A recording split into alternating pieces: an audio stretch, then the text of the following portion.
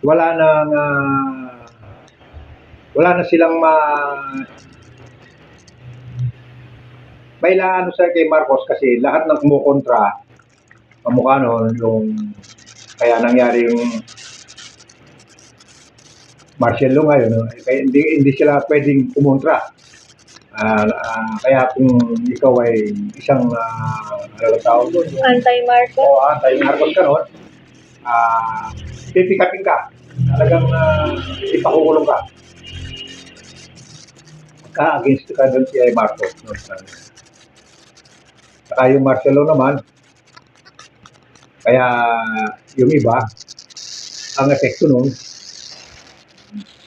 ang ekonomiya ng bansa bumaba. Nag-alisan yung mga investor, pumunta ng ibang bansa kasi hindi sila satisfied sa pamamalakad ni Ferdinand Marcos Sr. noong panahon. Maraming namatay.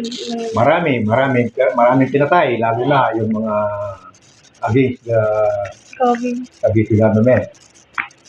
Lalo na yung mga sinasabi nilang taong labas. Yun.